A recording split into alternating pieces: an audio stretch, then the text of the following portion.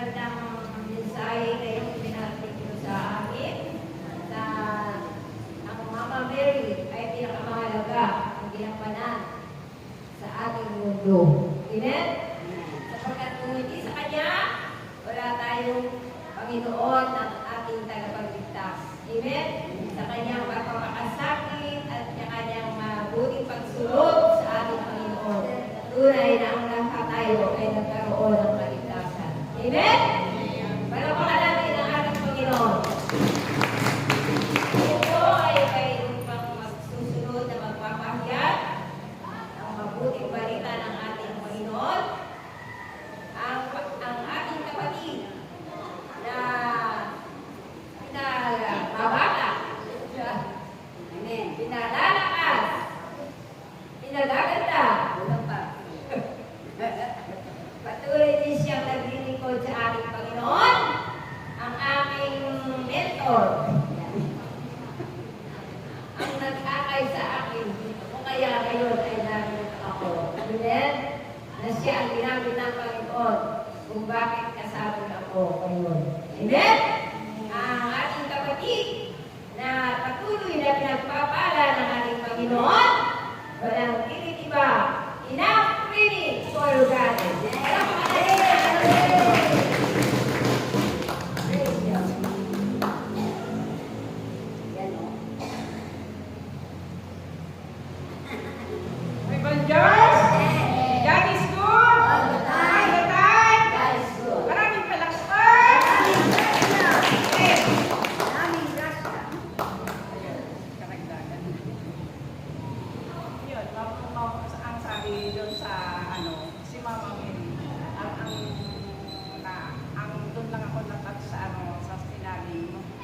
Pinagpapala at naniniwalang magaganap sa kanya ang sinabi ng aming Panginoon.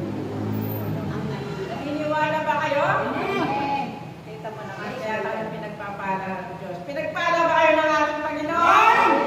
Kasi kung hindi, nawala sana tayo dito. Di ba malakas? No? Sabi nga kahit na may problema, nandito pa rin tayo. Ano? Hindi natin iniinda yung mga panahon na yan. Dahil isa tayo sa naging mapalad. Kasi naniwala tayo sa mga sa salita ng Diyos. Amen? Na ito ay totoo. Hindi ito kasinungalingan. Ang salita ng Diyos ay makapangyarihan. Talagang pag sinunod natin, pinaniwalaan natin, tinanggap natin ang salita ng Diyos, tunay na ito ay kikilos sa ating buhay. Amen? Lalo na pag ito ay ginagawa na natin. Sinasabuhay na natin. Talagang mararamdaman natin yung pagbabago, yung biyaya at pagpapala sa atin ng ating Panginoon. Amen? Katulad ni Mama Mary, nakita natin na talagang pinagpala si Mama Mary. Kasi, di ba sabi niya, di ba, yung kasaysayan niya na ikakasal na lang siya. Di ba? Sa lahat ng sa mga babae, kapag ikaw ikakasal, malayo pa, nag-ready ka na. Ini-imagine mo na kung ano yung magiging itsura mo pag ikinasal ka, di ba? Nangangarap ka na. Pero si Mama Mary, malapit nang ikasal, ano ang sabi? Pinagpala siya ng Diyos dahil siya ang magiging pinanang ng Panginoon. Amen? So, sumunod pa ang ating Panginoon sa Angel. Ay, naniwala pa si Mama Mary sa Angel? Naniwala siya na totoo yung sinabi sa kanya. Kaya naman, pinagpala si Mama Mary. Nakita mo naman na kaya si Mama Mary ay sumunod talaga. Walang tanong. Ay, nagtanong naman siya. Paano ito mangyayari sa akin? Ano? Pero, nanalig siya na magaganap sa kanya ang sinabi sa kanya ng anghel na pinasabi ng aming Panginoon. Kaya pinagpala si Mama Mary. Nakita mo, nararamdaman naman natin na hanggang ngayon, ang ipagpapala ni Mama Mary ay talagang taglay-taglay pa rin niya. Amen? Kaya nga, siya pala yung nananalangin para sa atin. Kasi walang panalangin si Mama Mary na pahihintian ng ating Panginoon. Amen? Purihin po natin ang ating Panginoon. Diba? Kaya pag tayo din, ganun din, na talagang pag tayo ay naniniwala sa ating Panginoon, sa mga sinabi ng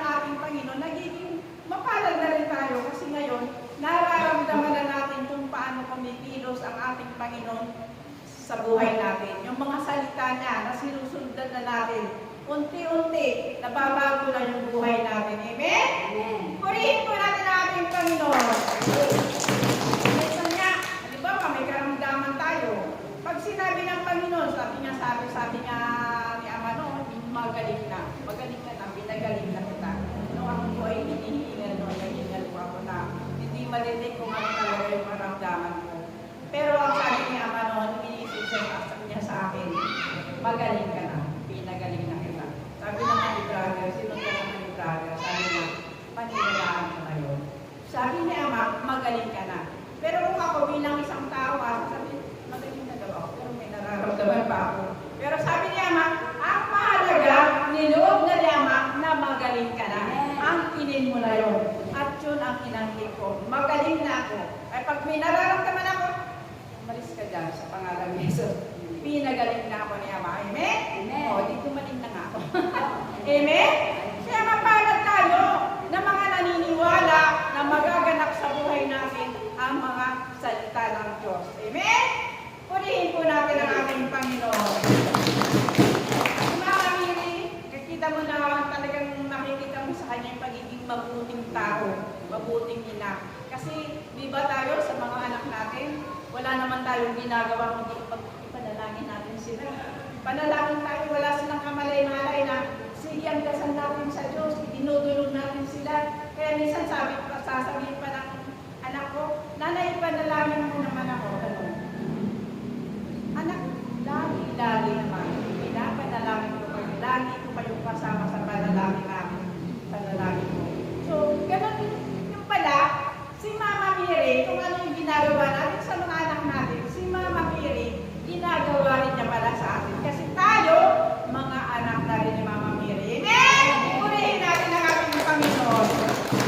Ano kaya yung mga gampanin na ganyan ni Mama Miri? Hindi ko po alam na ang tungkulin niya pala ay yung panalangin tayo. Kasi mga anak niya na tayo eh. O, kaya wala naman siyang ginawa kundi yung ipanalangin tayo. Alam naman natin na si Mama Miri ay hindi pahihindihan ng ating Panginoon. Amen? Pag mabuti naman yung ating hinihingi, sabi niya kung nagde-delay man ng kaunti, maghintay ka lang. Kasi hindi pa tayo. Pero pag dumating na yung oras, ibibigay ng ating Panginoon ang ating mga kahilingan sa Kanya. Amen? Ulihin po natin ang ating Panginoon. Ang sabi nga po ng isang tao na nakausap ko, sabi niya, kayong pinapaniwalaan niyo yan si Maria. Sabi niya, iba ko naman kung paano sinabi sa Kanya na yung Jesus. Nung nawala ng alak yung kasalan, sabi niya gano'n, o ano, huwag mo akong pangunahan. Ginagawa ko ang pangunahan. Sabi ko, ganda ng tanong ko sa akin ganyan. O ano, hindi ba gumawa ng alak si Jesus? Ang lakas kasi ng paniniwala namin ni Mama Miri na hindi siya pahihindihan ng ating Panginoon. Dahil sabi nga ni Jesus sa kanya, Ginang, huwag mo akong pangunahan, nabasted. Di ba kung tutuusin mo, masakit yun, pero hindi siya nasiraan ng loob. Alam niya, kilala niya ang kanyang anak. Kaya ano ang sabi niya sa mga tauhan niya, mga alagad? Sige na, pag ano ang sinabi niya, gawin niyo. Kung ano sinabi ni Jesus, gawin niyo. Kaya maya-maya, nagutos na si Jesus na punuin ang tubig ang mga drum. Di ba? Ginawa ba ng mga tao? Sumunod ba yung mga alagad? O, nangyari ang himala. Amen? Purihin po natin ang ating Panginoon. Kaya yun, pinagpala yung kasalan. Dahil kanino? Kay Mama Miri. Si Mama Miri ang dumulog kay Jesus. Na walang kamalay-malay yung nasa kasalan kung saan nanggaling yung alak kasi naubusan na sila. Pero si Mama Miri, alam niya ang pangangailangan ng kanyang anak. Siya na mismo ang dumulog sa kanyang anak. Amen? Kaya sabi ko, tingnan mo, kaya kami naniniwala kami kay Mama Miri na hindi siya pahihindihan ng kanyang anak sapagkat siya ang ina. Pag siya na ang humingi sa kanyang anak, siya yun. Totoo yun. Amen? Maghintay ka na. Amen? Purihin po natin ang ating Panginoon. Kaya yun, pinagpapala tayo. Yung Kita mo ngayon, si Mama Mary, sabihin, ngayon, nagpipray na rin tayo para sa iba. Hindi na lang tayo nagpipray para sa pamilya natin, para sa ibang tao na rin. Natututo na tayo ipanalangin ang ibang tao na alam natin na nangangailangan ng panalangin. Amen? Wala silang kamalay-malay, pero tayo, wala silang kamalay-malay na tayo mismo ay dumudulog na rin. Ibig sabihin, pinagpapala na rin tayo, no? Nakukuha na natin, na-adapt na natin yung ugali ni Mama Mary. Unti-unti na, nababago na yung ating mga buhay. Amen? Sabi niya, unti-unti na tayong pinababalan ng ating Panginoon dahil sa paniniwala natin na ang kanyang mga salita ay totoo. Amen. Hindi magkakabula. Yun, totoo yun. Kaya kahit ngayon, pagka may nangyayari sa atin, sa buhay natin, personal, o pagka nanghihina ka, bilang isang tao nanghihina ka, panghawakan mo yung salita ng Diyos, lalakas ka. Sabi nga ng aking anak, nung ooperahan ko yung anak ko, yung may ooperahan yung anak ko, sabi po nung anak ko isa, Nanay, hindi ako makaakyat dyan kasi mamaya pa yung dalaw. Sabi niya, pero sabi niya, mag-grocery tayo tayo. Mag-grocery ka dyan, at ako ang mag-grocery din ako dito habang ako naghihintay. At yun po yung ginawa namin. Nagkaisa po kami ng anak ko, nagro-rosary. Ano nangyari? Tagumpay ang operasyon. Amen! Amen! Ang Panginoon. Sinamagin kami, naghumingi kami ng tulong para maging matagumpay yung operasyon ng aking anak. Amen. Mabuti ba ang Diyos? Amen. Hindi niya pinahihindihan ang kanyang nanay. Amen. Kahit nga tayo, di ba? Pag mayroong problema, tayo yung malakas ang loob na lumapit sa anak natin. Nag-aano tayo sa kanya. Tayo yung inilalapit natin yung tao sa kanila para makatulong tayo. Amen. Kasi nauunawaan na natin yung buhay ng ibang tao. Amen? Purihin po natin ang ating Panginoon.